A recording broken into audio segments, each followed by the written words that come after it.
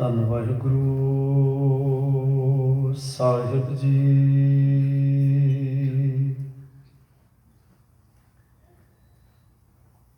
ਤੂੰ ਸੁਲਤਾਨ ਕਹਾ ਹੋ ਮੀਆਂ, ਤੇਰੀ ਕਵਨ ਵਡਾਈ।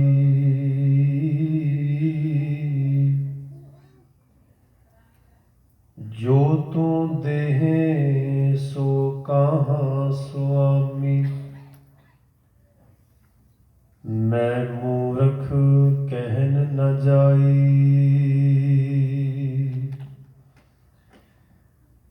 ਮੈਂ ਤਾਣ ਦੀਵਾਨ ਤੂੰ ਹੈ ਮੇਰੇ ਸੁਆਮੀ, ਮੈਂ ਤੁਧ ਆਗੈ ਅਰਦਾਸ।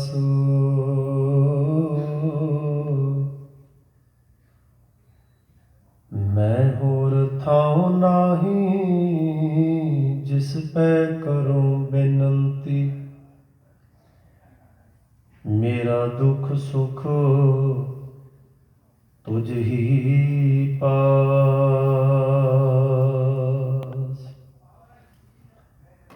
ਧੰਨ ਵਾਹਿਗੁਰੂ ਸਾਹਿਬ ਜੀ। ਅਸੰਖ ਜਪ ਅਸੰਖ ਭਾਉ,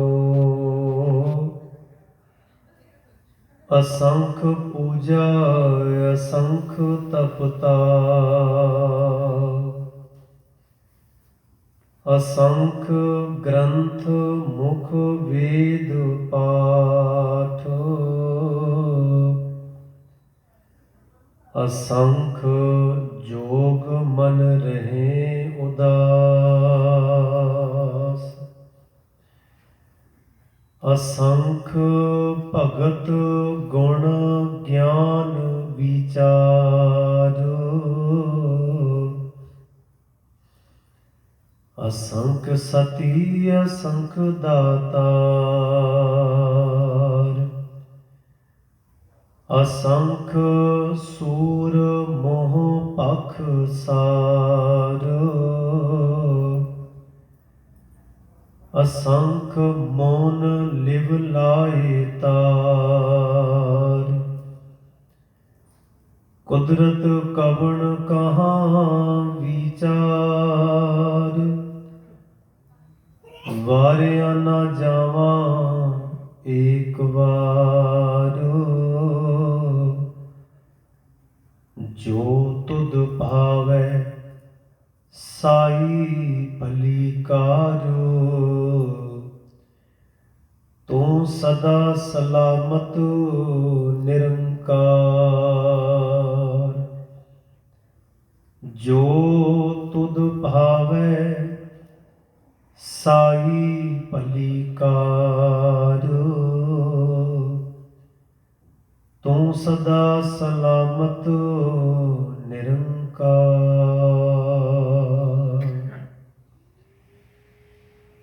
ਪਾਤਸ਼ਾਹ ਹਜ਼ੂਰ ਚਬਰ ਛਤਰ ਤਖਤ ਦੇ ਮਾਲਕ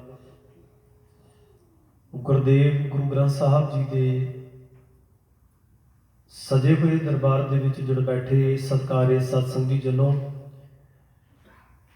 ਸਤਸੰਗਤ ਦੀਆਂ ਘੜੀਆਂ ਮਾਣਦਿਆਂ ਹੋਇਆਂ ਬੜੇ ਹੀ ਪਿਆਰ ਅਤੇ ਇਕਾਗਰਤਾ ਦੇ ਵਿੱਚ ਬੈਠ ਕੇ ਆਪ ਜੀ ਨੇ ਹਜ਼ੂਰੀ ਜਥੇ ਪਾਸੋਂ ਆਸਾ ਕੀ ਵਾਰ ਦੀ ਮੁਬਾਰਕ ਬਾਣੀ ਦੇ ਸ਼ਬਦ ਕੀਰਤਨ ਸ਼ਰਵਣ ਕੀਤੇ। ਉਪਰੰਤ ਬੱਚਿਆਂ ਨੇ ਢਾਡੀ ਵਾਰਾਂ ਗਾਈਆਂ ਹਨ, ਚਮਕੌਰ ਦੀ ਗੜੀ ਦਾ ਇਤਿਹਾਸ ਸਾਂਝਾ ਕੀਤਾ ਹੈ। ਸਤਿਕਾਰਯੋਗ ਬੀਬੀ ਸੁਖਮਨ ਕੌਰ ਜੀ ਨੇ ਗੁਰਬਾਣੀ ਸ਼ਬਦ ਕੀਰਤਨ ਰਾਹੀਂ ਆਪ ਜੀ ਨੂੰ ਨਿਹਾਲ ਕੀਤਾ ਹੈ। ਚੱਲ ਰਹੀ ਲੜੀਵਾਰ ਜਪ ਬਾਣੀ ਦੀ ਵਿਚਾਰ ਗੁਰੂ ਰਹਿਮਤ ਗੁਰੂ ਕਿਰਪਾ ਸਦਕਾ ਸਾਂਝਿਆਂ ਹੋ ਰਹੀ ਹੈ। ਆਓ ਗਲੇਰੀ ਪੌੜੀ ਦੀ ਵਿਚਾਰ ਗੁਰੂ ਗੋਦ 'ਚ ਬੈਠ ਕੇ ਵਿਚਾਰੀਏ, ਸਾਂਝੀ ਕਰੀਏ। ਪ੍ਰਾਰੰਭਤਾ ਤੋਂ ਪਹਿਲਾਂ ਪਾਤਸ਼ਾਹ ਗੁਰੂ ਗੋਬਿੰਦ ਸਿੰਘ ਜੀ ਵੱਲੋਂ ਬਖਸ਼ਿਸ਼ ਕੀਤੀ ਫਤਿਹ ਪ੍ਰਵਾਨੋ। ਵਾਹਿਗੁਰੂ ਜੀ ਕਾ ਖਾਲਸਾ, ਵਾਹਿਗੁਰੂ ਜੀ ਕੀ ਫਤਿਹ। ਹਰ ਐਤਵਾਰ ਦੇ ਦੀਵਾਨ ਦੇ ਵਿੱਚ ਇੱਕ ਇੱਕ ਪੌੜੀ ਦੀ ਵਿਚਾਰ ਕਰਦੇ ਹਾਂ। 16 ਪੌੜੀਆਂ ਅਸੀਂ ਵਿਚਾਰੀਆਂ ਹਨ। ਇਸ ਦਾ ਭਾਵ ਹੈ ਕਿ ਸਾਨੂੰ ਤਕਰੀਬਨ 16 ਐਤਵਾਰ ਇਸੇ ਬਾਣੀ ਦੀ ਵਿਚਾਰ ਤੇ ਲੱਗੇ ਹਨ ਅਤੇ ਵਿੱਚ ਬਹੁਤਾਤ ਗੁਰਪੁਰਬ ਅਤੇ ਹੋਰ ਵੀ ਕੁਝ ਦੀਵਾਨ ਆਉਂਦੇ ਨੇ।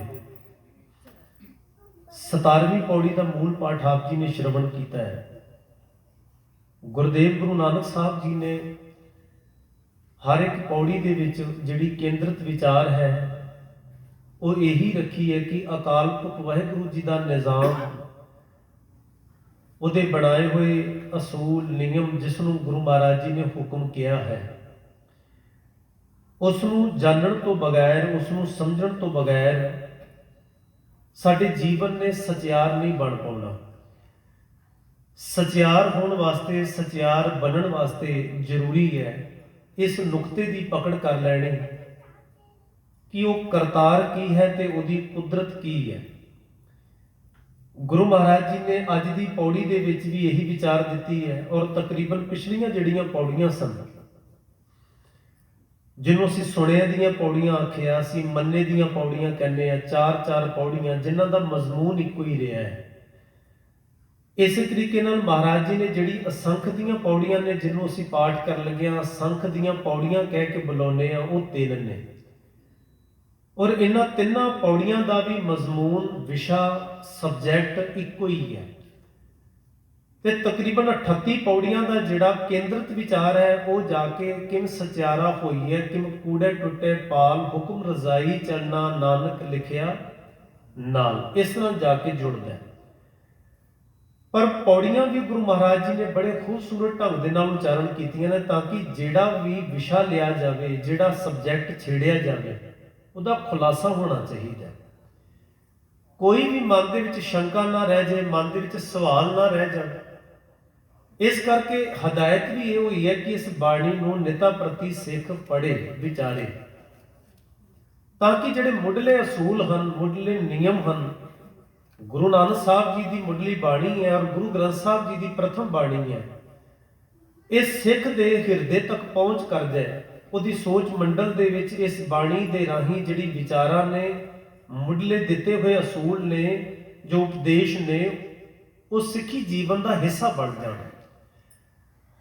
ਗੁਰੂ ਮਹਾਰਾਜ ਜੀ ਨੇ ਅੱਜ ਦੀ 17ਵੀਂ ਪੌੜੀ ਦੇ ਵਿੱਚ ਇੱਕ ਸ਼ਬਦ ਹਰ ਇੱਕ ਪੰਕਤੀ ਦੇ ਵਿੱਚ ਔਰ ਹਰ ਇੱਕ ਅੱਖਰ ਦੇ ਨਾਲ ਮਹਾਰਾਜ ਜੀ ਨੇ ਇਹ ਸ਼ਬਦ ਵਰਤ ਦਿੱਤਾ ਹੈ, ਉਹ ਹੈ ਅਸੰਖ।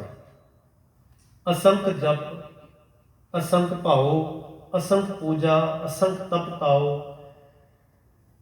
ਅਸੰਖ ਸ਼ਬਦ ਦੇ ਅਰਥ ਭਾਵ ਵਿਦਵਾਨ ਸੱਜਣਾਂ ਨੇ ਕੀਤੇ ਨੇ ਕਿ ਜਿਹੜੀ ਅਸੀਂ ਕਿਸੇ ਵੀ ਚੀਜ਼ ਦੀ ਮਿਆਰ, ਉਹਦੀ ਹੱਦ ਮਿੱਥਦੇ ਹਾਂ ਤੇ ਅਸੀਂ ਉਹਦਾ ਜਦੋਂ ਮਾਪਦੰਡ ਕਰਦੇ ਹਾਂ, ਉਹਨੂੰ ਮਿਣਤੀ ਦੇ ਵਿੱਚ, ਗਿਣਤੀ ਦੇ ਵਿੱਚ, ਆਪਣੇ ਹਿਸਾਬ ਕਿਤਾਬ ਵਿੱਚ ਲਿਆਉਣਾ ਚਾਹੁੰਦੇ ਹਾਂ ਤੇ ਉਹਦੇ ਲਈ ਸੌਖਾ ਤਰੀਕਾ ਹੁੰਦਾ ਹੈ ਕਿ ਉਹਦੇ ਲਈ ਕੁਝ ਅਸੀਂ ਗਿਣਤੀ ਨਿਸ਼ਚਿਤ ਕਰ ਲਈਏ। ਇੱਕ ਚੀਜ਼ ਹੈ ਤੇ ਸਾਨੂੰ ਪਤਾ ਲੱਗੇ ਕਿ ਇਹ ਇੱਕ ਹੀ ਹੈ, 2 ਇਕੱਠੀਆਂ ਹੋ ਗਈਆਂ, ਅਸੀਂ ਕਹੀਏ 2 ਚੀਜ਼ਾਂ ਨੇ, ਆ 3 ਨੇ, ਆ 5 ਨੇ, ਆ 10 ਨੇ, 100 ਨੇ, 1000 ਨੇ, ਆ ਲੱਖ ਹੈ, ਆ ਕਰੋੜ ਹੈ। ਉਹ ਗਿਣਤੀ ਸਾਨੂੰ ਸੌਖੀ ਹੋ ਜਾਂਦੀ ਹੈ ਕਿਸੇ ਵੀ ਚੀਜ਼ ਦੀ ਮਿਆਰ ਨੂੰ ਚੇਤੇ ਰੱਖਣ ਲਈ। ਇਸ ਤਰੀਕੇ ਦੇ ਨਾਲ ਜਿਹੜੀ ਗਿਣਤੀ ਦਾ ਅਖੀਰ ਮੰਨਿਆ ਜਾਂਦਾ ਨਾ, ਉਹਨੂੰ ਕਿਹਾ ਜਾਂਦਾ ਸੰਖ। ਸੰਖ ਕਿਹਾ ਜਾਂਦਾ ਅਖੀਰ ਗਿਣਤੀ ਦੇ ਪਾਠ ਨੂੰ, ਹਿੱਸੇ ਨੂੰ। ਉਹਦੇ ਬਾਅਦ ਫਿਰ ਮੁੜ ਕੇ ਉਹ ਗਿਣਤੀ ਸ਼ੁਰੂ ਕਰਨੀ ਪੈਂਦੀ ਹੈ। ਪਰ ਜਦੋਂ ਕੋਈ ਚੀਜ਼ ਗਿਣਤੀ ਤੋਂ ਪਰੇ ਚਲੀ ਜਾਏ, ਉਹ ਹਿਸਾਬ ਕਿਤਾਬ ਵਿੱਚ ਨਾ ਆਵੇ, ਉਹਨੂੰ ਮਾਪਿਆ ਨਾ ਜਾਵੇ, ਤੇ ਉੱਥੇ ਇੱਕ ਸ਼ਬਦ ਐੜਾ ਲਾ ਕੇ ਬਣ ਜਾਏਗਾ ਅਸੰਖ।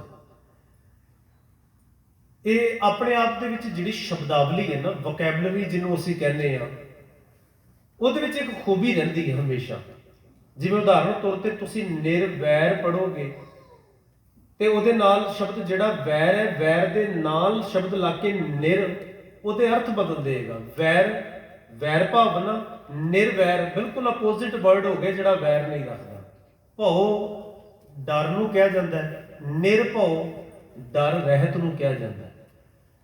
ਇਸ ਤਰ੍ਹਾਂ ਕੋਈ ਵੀ ਜਦੋਂ ਅੱਖਰ ਨਾਲ ਸ਼ਬਦ ਜੁੜ ਜਾਂਦਾ ਹੈ, ਸੰਖ ਦੇ ਨਾਲ ਮਹਾਰਾਜ ਜੀ ਨੇ ਐੜਾ ਅੱਖਰ ਜਿਹੜਾ ਲਾਇਆ, ਉਹਦਾ ਭਾਵ ਇਹ ਦਿੱਤਾ ਕਿ ਜੋ ਗਿਣਤੀ ਚ ਨਾ ਆਵੇ।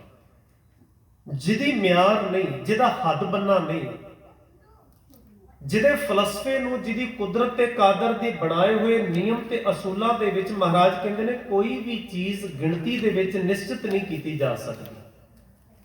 ਇੱਥੇ ਖੰਡ ਬ੍ਰਹਿਮੰਡ ਅਸੰਖ ਮੈਂ ਗਣਤ ਨਾ ਹੋਈ, ਇਹ ਖੂਬੀ ਹੈ ਮਹਾਰਾਜ ਜੀ ਦੀ। ਬਹੁਤਾਤ ਧਰਮਾਂ ਨੇ, ਮਤਾਂ ਨੇ ਜਿਹੜੇ ਦਾਅਵੇ ਕੀਤੇ ਨਾ, ਉਹ ਗਿਣਤੀ ਦੀ ਹੱਦ ਦੇ ਵਿੱਚ ਹੀ ਕੀਤੇ ਹੋਏ ਨੇ। ਜਦੋਂ ਵੀ ਕੋਈ ਦਾਅਵਾ ਹੋਏਗਾ ਤੇ ਉਹਦੇ ਵਿੱਚ ਤੁਸੀਂ ਇੱਕ ਗਿਣਤੀ ਨਿਸ਼ਚਿਤ ਕਰ ਲਓਗੇ ਕਿ ਇਹਨੂੰ ਕੀ ਨਾਂ ਦਿੱਤਾ ਜਾਵੇ। ਜਦੋਂ ਮਹਾਰਾਜ ਨੇ ਆਖਿਆ ਕਿ ਜਿਹੜੇ ਖੰਡ ਪਤਾਲ ਨੇ, ਬ੍ਰਹਿਮੰਡ ਦੇ ਵਿੱਚ ਜਿਹੜੇ ਧਰਤੀਆਂ ਨੇ, ਹਿੱਸੇ ਨੇ, ਅਗਰ ਕੋਈ ਮੈਨੂੰ ਪੁੱਛੇ ਕਿੰਨੇ ਨੇ, ਤੁਸੀਂ ਦੱਸ ਦਿਓ। ਇਸਲਾਮ ਤੇ ਆ ਗੱਲ ਕਹਿ ਰਿਹਾ, ਹਿੰਦੂਇਜ਼ਮ ਦੇ ਵਿੱਚ ਆ ਗੱਲ ਮੰਨੀ ਜਾਂਦੀ ਹੈ। ਬਹੁਤੇ ਮਤ ਇਹ ਗੱਲ ਦਾ ਦਾਅਵਾ ਕਰਦੇ ਨੇ ਮਹਾਰਾਜ ਤੁਹਾਡਾ ਕੀ ਕਹਿਣਾ ਹੈ। ਤੇ ਗੁਰੂ ਨਾਨਕ ਮਹਾਰਾਜ ਕਿੰਨੇ ਪਿਆਰ ਤੇ ਕਿੰਨੀ ਨਿਮਰਤਾ ਦੇ ਵਿੱਚ ਆ ਕੇ ਗੱਲ ਕਹਿ ਦਿੰਦੇ ਨੇ, ਖੰਡ ਪਤਾਲ ਅਸੰਖ ਮੈਂ ਗਣਤ ਨਾ ਹੋਈ, ਮੈਂ ਗਿਣਤੀ ਨਹੀਂ ਕਰ ਸਕਦਾ। ਉਹਦੇ ਗਿਣਤੀਆਂ ਦੱਸਣ ਵਾਲਿਆਂ ਨੂੰ ਵੱਡਾ ਸਮਝੋ ਤੇ ਜਿਹੜਾ ਨਾ ਦੱਸ ਪਾਏ ਉਹਨੂੰ ਛੋਟਾ ਮੰਨੋ। ਇਹਦੇ 'ਚ ਮੈਨੂੰ ਕਬੂਲ ਕਰ ਲੈਣ ਦੇ ਵਿੱਚ ਕੋਈ ਹਰਜ ਨਹੀਂ ਹੈਗਾ। ਪਰ ਮਹਾਰਾਜ ਕਹਿੰਦੇ ਨੇ ਮੈਂ ਝੂਠੇ ਕਿਆਫੇ ਨਹੀਂ ਲਾਉਣੇ, ਤੁਹਾਨੂੰ ਝੂਠ ਦੇ ਨਾਲ ਨਹੀਂ ਜੋੜਨਾ। ਕੂੜ ਦੀ ਪਾਲ ਤੇ ਇਹਦੇ ਨਾਲ ਹੀ ਮਜ਼ਬੂਤ ਹੋਈ ਪਈ ਹੈ। ਤੇ ਵਿਸ਼ਾ ਤੇ ਇਹ ਹੈ ਕਿ ਕੂੜੇ ਟੁੱਟੇ ਪਾਲ। ਜਦੋਂ ਤੱਕ ਕੂੜ ਝੂਠ ਸਮਝ ਨਹੀਂ ਆਉਂਦਾ, ਕਿਆਫੇ ਅੰਦਾਜ਼ੇ ਛੱਡੇ ਨਹੀਂ ਜਾਂਦੇ, ਉਦੋਂ ਤੱਕ ਹੁਕਮ ਰਜ਼ਾਈ ਚੱਲਣਾ ਦੇ ਉੱਤੇ ਤੁਰਨਾ ਸਾਡੇ ਲਈ ਬੜਾ ਕਠਿਨ ਹੋਏਗਾ। ਇਸ ਕਰਕੇ ਮਹਾਰਾਜ ਦੀ ਇਹ ਵਡਿਆਈ ਹੈ ਕਿ ਗੁਰੂ ਸਾਹਿਬ ਨੇ ਗਿਣਤੀਆਂ ਮਿਣਤੀ ਤੋਂ ਪਰੇ ਦੀਆਂ ਗੱਲਾਂ ਕੀਤੀਆਂ ਨੇ। ਕਿਸੇ ਵੀ ਕੁਦਰਤ ਦੇ ਪਾਠ ਨੂੰ ਲੈ ਲਵੋ, ਤੁਸੀਂ ਉਹਦਾ ਅੰਦਾਜ਼ਾ ਕਿਆਫਾ ਛੱਡ ਕੇ ਅਗਰ ਤੁਸੀਂ ਕਹੋ ਮੈਂ ਦਾਵਾ ਬੰਨਾ, ਮਹਾਰਾਜ ਕਹਿੰਦੇ ਸੰਭਵ ਨਹੀਂ ਹੈ। ਜੇ ਕੁਦਰਤ ਦਾ ਦਾਵਾ ਕਰਤਾ ਤੇ ਕਾਦਰ ਦੀ ਕਿੱਡੀ ਕੁ ਦੂਰੀ ਰਹਿ ਜਾਏਗੀ। ਫਿਰ ਤੇ ਗੱਲ ਪਹੁੰਚੀ ਸਹੀ, ਫਿਰ ਤੇ ਦਾਅਵੇ ਬੰਨੇ ਗਏ। ਬਸ ਆਹੀ ਹੈ ਜੀ ਰੱਬ, ਆਹੀ ਹੈ ਬਸ ਉਹਦੀ ਆ ਕੁਦਰਤ ਤੇ ਆ ਚੀਜ਼ਾਂ। ਇਸ ਕਰਕੇ ਤੁਸੀਂ ਪੂਰੇ ਗੁਰੂ ਗ੍ਰੰਥ ਸਾਹਿਬ ਜੀ ਦਾ ਅਧਿਐਨ ਕਰੋ, ਧਿਆਨ ਨਾਲ ਪਾਠ ਕਰੋ, ਤੁਹਾਨੂੰ ਕਿਤੇ ਦਾਵਾ ਨਹੀਂ ਮਿਲੇਗਾ, ਇੱਕ ਵੀ ਦਾਵਾ ਨਹੀਂ ਮਿਲੇਗਾ। ਇਸ ਕਰਕੇ ਮੈਂ ਅਕਸਰ ਇਹ ਬੇਨਤੀ ਕਰਨਾ, ਜਦੋਂ ਕੋਈ ਵਰਡ ਆਉਂਦਾ ਨਾ ਤੇ ਉਹਦੇ ਮਾਇਨੇ ਨੂੰ ਕੰਟੈਕਸਟ ਦੇ ਭਾਵ ਨਾਲ ਸਮਝਣ ਦੀ ਲੋੜ ਹੈ। ਕਿਉਂਕਿ ਹਰ ਇੱਕ, ਪਿਛਲੀ ਵਾਰੀ ਵੀ ਮੈਂ ਬੇਨਤੀ ਕੀਤੀ ਸੀ, each and any word has different meaning according to context of Guru Granth Sahib। ਇੱਕ ਸ਼ਬਦ ਲੈ ਲਓ ਤੁਸੀਂ, ਇੱਕ ਵਰਡ ਲੈ ਲਓ, ਕੋਈ ਵੀ। ਮੈਂ ਪਿਛਲੀ ਵਾਰੀ ਅੰਮ੍ਰਿਤ ਦੀ ਵਿਆਖਿਆ ਕੀਤੀ ਸੀ, ਉਹ ਕੰਟੈਕਸਟ ਦੇ ਅਕੋਰਡਿੰਗ ਤੁਸੀਂ ਉਹਦੇ ਮੀਨਿੰਗ ਕੱਢੋਗੇ, ਅਰਥ ਕੱਢੋਗੇ। ਹਰ ਥਾਂ ਤੇ ਇੱਕੋ ਹੀ ਅਰਥ ਕੱਢੋਗੇ, ਅਨਰਥ ਹੋ ਜਾਏਗੀ ਗੱਲ, ਨਹੀਂ ਗੱਲ ਬਣ ਸਕਦੀ। ਇਸੇ ਤਰੀਕੇ ਦੇ ਨਾਲ ਮਹਾਰਾਜ ਜੀ ਨੇ ਜਿੱਥੇ ਜਿੱਥੇ ਜਿਹੜਾ ਸ਼ਬਦ ਵਰਤਿਆ ਉਹਦੇ ਉਦਾਂ ਦੇ ਅਰਥ ਸਾਨੂੰ ਪ੍ਰੋਵਾਈਡ ਕਰ ਦਿੱਤੇ, ਪਰ ਉਹ ਪੂਰੇ ਕੰਟੈਕਸਟ ਨੂੰ ਸਮਝਣਾ ਪਏਗਾ, ਪੂਰਾ ਸ਼ਬਦ ਪੜ੍ਹਨਾ ਪਏਗਾ, ਆਲੇ ਦੁਆਲੇ ਦੇ ਸ਼ਬਦ ਪੜ੍ਹਨੇ ਪੈਣਗੇ, ਉਸ ਲੜੀ ਨੂੰ ਜਾਣਨਾ ਪਏਗਾ ਚੱਲ ਕੀ ਰਹੀ ਹੈਗਾ। ਨਹੀਂ ਤੇ ਬਹੁਤਿਆਂ ਨੇ ਅੱਜ ਤੱਕ ਜੂਨਾਂ ਦੇ ਅਰਥ 84 ਲੱਖ ਜੂਨਾਂ ਤੇ ਇਹ ਭਾਵ ਕੀ ਹੈ, 84 ਹੀ ਮਿਥ ਦਿੱਤੀ ਹੈ। 83 ਜਾਂ 82 ਨਹੀਂ ਤਾਂ 84 ਇੱਕ ਦਾਵਾ ਹੀ ਹੈ। ਮੈਨੂੰ ਖਿਮਾ ਕਰ ਦਿਓ ਜੀ, ਬਾਣੀ ਦਾਵਾ ਨਹੀਂ ਪਾਉਂਦੀ, ਬਾਣੀ ਦਾਅਵਿਆਂ 'ਚ ਨਹੀਂ ਪਾਉਂਦੀ। ਉੱਥੇ ਭਾਵ ਸਮਝਣੇ ਪੈਣਗੇ ਕਿ ਇਹ ਗੁਰੂ ਮਹਾਰਾਜ ਤੋਂ ਪਹਿਲਾਂ ਵੀ ਸ਼ਬਦ ਪ੍ਰਚਲਿਤ ਸੀ ਭਾਰਤੀ ਖਿੱਤੇ ਵਿੱਚ 84 ਲੱਖ ਜੂਨਾਂ। ਮਹਾਰਾਜ ਜੀ ਨੇ ਕਿਸ ਕੰਟੈਕਸਟ ਵਿੱਚ ਇਹਨੂੰ ਲਿਆ, ਬਾਣੀ 'ਚ ਕਿਹੜੇ ਭਾਵ 'ਚ ਲਿਆ, ਇਹਦੇ ਸੈਂਸ ਕੀ ਨਿਕਲਦੀ ਹੋਏਗੀ। ਫਿਰ ਜੇ ਅਸੀਂ ਹੂਬਹੂ ਅਰਥ ਲੈ ਲਵਾਂਗੇ ਤਾਂ ਖਿਮਾ ਕਰਿਓ, ਸਾਰੇ ਦੇ ਸਾਰੇ ਉਧਾਰੇ ਅਰਥਾਂ ਦੇ ਨਾਲ ਅਸੀਂ ਆਪਣਾ ਕੰਮ ਸਾਰ ਰਹੇ ਹੋਵਾਂਗੇ, ਕੋਈ ਵੱਖਰੀ ਗੱਲ ਨਹੀਂ ਹੋਏਗੀ। ਕੁਝ ਨਿਯਮ ਤੇ ਅਸੂਲ ਬਾਣੀ ਦੇ ਜਿਹਨੂੰ ਅਸੀਂ ਆਈਡੀਓਲੋਜੀ ਕਹਿੰਦੇ ਆ, ਉਹਦੀ ਪਕੜ ਹੀ ਨਹੀਂ ਹੋ ਪਾਏਗੀ। ਸਾਰੀ ਗੱਲ ਰਲਗੜ ਵਿੱਚ ਹੀ ਚਲੀ ਜਾਣੀ ਹੈ।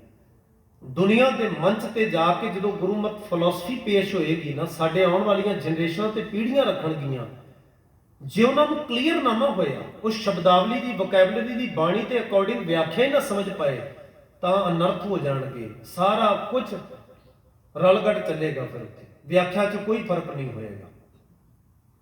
ਇੱਕ ਮੁਹਾਵਰਾ ਹੈ 84 ਲੱਖ, ਜੋ ਬਹੁਤ ਪੁਰਾਣਾ ਪ੍ਰਚਲਿਤ ਸੀ। ਭਾਵ ਉੱਥੇ ਬਹੁਤਾਤ ਜੂਨਾ, ਬਹੁਤਾਤ ਜੂਨਾ ਲਈ ਇਹ ਸ਼ਬਦ ਵਰਤਿਆ ਜਾਏਗਾ, ਪੁਰਾਤਨ ਸ਼ਬਦ ਹੈ।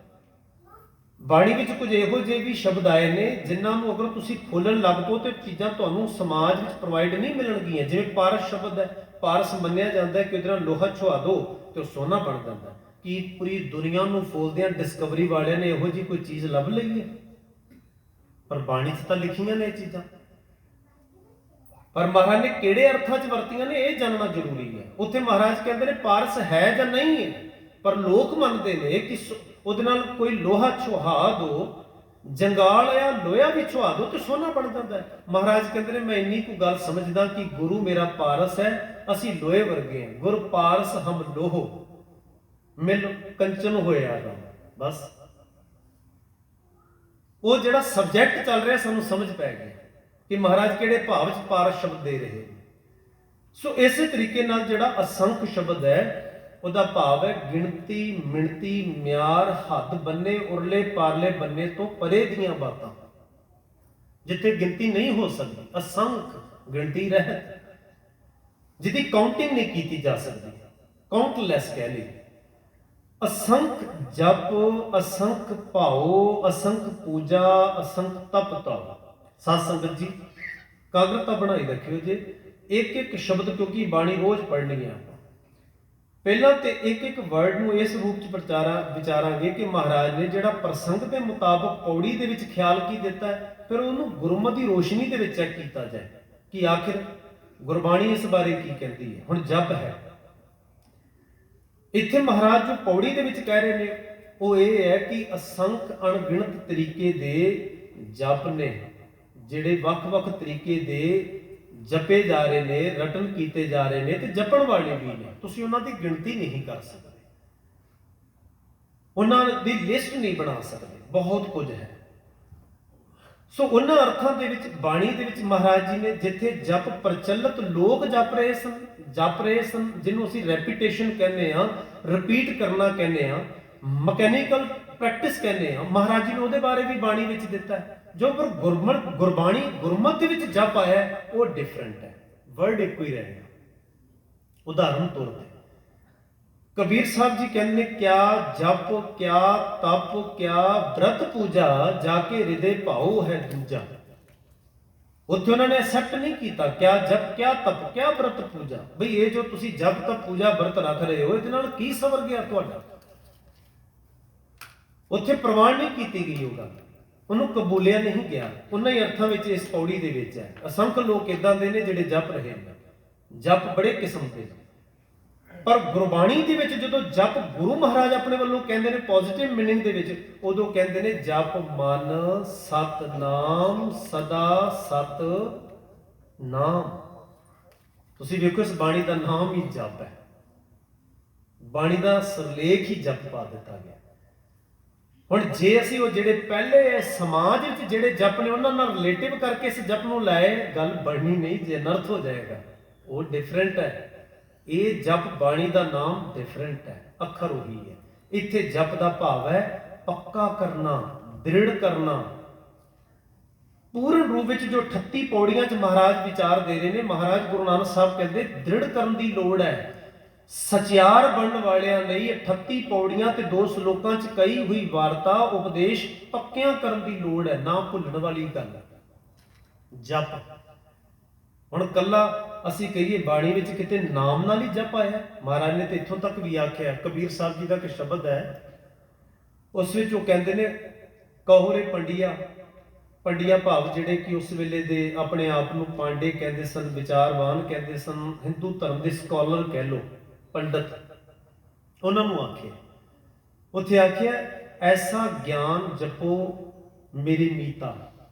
ਇਹ ਪੰਡਤ ਜੀ ਤੁਸੀਂ ਆ ਜਿਹੜੇ ਲੋਕਾਂ ਨੂੰ ਨਾਪਾਕ ਪਾਕ ਬਾਰੇ ਸਮਝਾਉਂਦੇ ਹੋ ਕਿ ਆ ਪਵਿੱਤਰ ਚੀਜ਼ ਹੈ, ਆ ਪਵਿੱਤਰ ਚੀਜ਼ ਹੈ, ਆ ਸੂਤਕ ਕਿੱਦਾਂ ਲੱਥਦਾ, ਸੂਤਕ ਕਿੱਦਾਂ ਚੜ੍ਹਦਾ, ਉੱਥੇ ਕਬੀਰ ਸਾਹਿਬ ਨੇ ਰਹਾਉ ਦੇ ਪਦ ਵਿੱਚ ਆਖਿਆ ਐਸਾ ਗਿਆਨ ਜਪੋ ਮੇਰੀ ਮੀਤਾ, ਮੇਰੇ ਮਿੱਤਰਾ ਇਦਾਂ ਦਾ ਗਿਆਨ ਜਪ। ਹੁਣ ਗਿਆਨ ਨੂੰ ਜਪਿਆ ਜਾ ਸਕਦਾ, ਰੈਪੀਟੇਸ਼ਨ। ਤੁਸੀਂ ਹੁਣ ਕਹੋ ਗਿਆਨ ਗਿਆਨ ਗਿਆਨ, ਗੱਲ ਤੇ ਨਹੀਂ ਨਾ ਬਣੇਗੀ। ਗਿਆਨ ਨਾਲ ਸ਼ਬਦ ਜਪ ਆ ਗਿਆ। ਐਸਾ ਗਿਆਨ ਜਪੋ ਮਨ ਮੇਰੇ, ਇੱਕ ਥਾਂ ਹੋਰ ਵੀ ਆਇਆ ਐਸਾ ਗਿਆਨ ਜਪੋ ਮਨ ਮੇਰੇ, ਹੋਵੋ ਚਾਕਰ ਸਾਚੇ ਕੇ। ਪਰਮੇਸ਼ਵਰ ਦੇ ਚਾਕਰ ਬਣ ਜਾਓ। ਚਾਕਰ ਕਹਿੰਦੇ ਨੇ ਨੌਕਰੀ ਕਰਨ ਵਾਲੇ ਨੂੰ, ਨੌਕਰ ਨੂੰ। ਇਦਾਂ ਦੀ ਨੌਕਰੀ ਕਰੋ, ਉਹਦੇ ਦਰ ਦੇ ਇਦਾਂ ਦੇ ਸੇਵਕ ਬਣੋ, ਸੇਵਾਦਾਰ ਬਣੋ। ਪਰ ਗਿਆਨ ਇਦਾਂ ਦਾ ਪਹਿਲਾਂ ਜਪ ਲਓ। ਜਪ ਦਾ ਭਾਵ ਪੱਕਾ ਕਰ ਲਓ, ਕਨਫਰਮ ਕਰ ਲਓ, ਦ੍ਰਿੜ ਕਰ ਲਓ, ਅੰਡਰਸਟੈਂਡ ਕਰ ਲਓ, ਤਾਂ ਗੱਲ ਜੀਵਨ ਦੇ ਵਿੱਚ ਬਣਦੀ ਹੈ। ਜਪ। ਸੋ ਇਹਨਾਂ ਮਾਇਨਿਆਂ ਦੇ ਵਿੱਚ ਜਦੋਂ ਗੁਰੂ ਮਹਾਰਾਜ ਦੇ ਰਹੇ ਨੂੰ ਗੁਰਮਤਿ ਫਿਲਾਸਫੀ ਦੇ ਵਿੱਚੋਂ ਦੀ ਜਪ ਆ ਰਿਹਾ ਹੁੰਦਾ ਹੈ।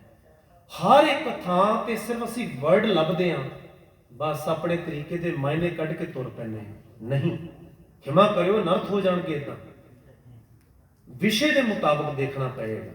ਸੋ ਇੱਥੇ ਮਹਾਰਾਜ ਜੋ ਕਹਿ ਰਹੇ ਨੇ, ਅਸੰਖ ਜਪ ਅਸੰਖ ਭਾਓ। ਇਸ ਕੁਦਰਤ ਦੇ ਵਿੱਚ, ਕਾਇਨਾਤ ਦੇ ਵਿੱਚ, ਸੰਸਾਰ ਦੇ ਵਿੱਚ ਮਹਾਰਾਜ ਕਹਿੰਦੇ ਨੇ ਅਣਗਿਣਤ ਲੋਕ ਉਹ ਨੇ ਜਿਹੜੇ ਅਣਗਿਣਤ ਕਿਸਮ ਦੇ ਜਪ ਕਰਦੇ ਨੇ। ਅਣਗਿਣਤ ਕਿਸਮ ਦੇ ਹੀ ਉਹ ਲੋਕ ਹੋਏ, ਗਿਣਤੀ ਵਿੱਚ ਨਹੀਂ ਕੀਤੇ ਆ ਸਕਦੇ। ਅਸੰਖ ਜਪ ਅਸੰਖ ਭਾਓ।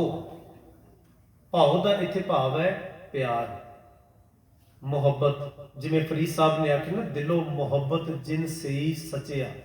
ਸੱਚੇ ਉਹ ਹੁੰਦੇ ਨੇ ਜਿਹੜੇ ਦਿਲੋਂ ਪਿਆਰ ਕਰਦੇ ਨੇ। ਦਿਲੋਂ ਵੇਖੋ, ਦੋ ਸ਼ਬਦ ਨੇ, ਇੱਕ ਹੈ ਭਉ, ਇੱਕ ਹੈ ਭਾਉ।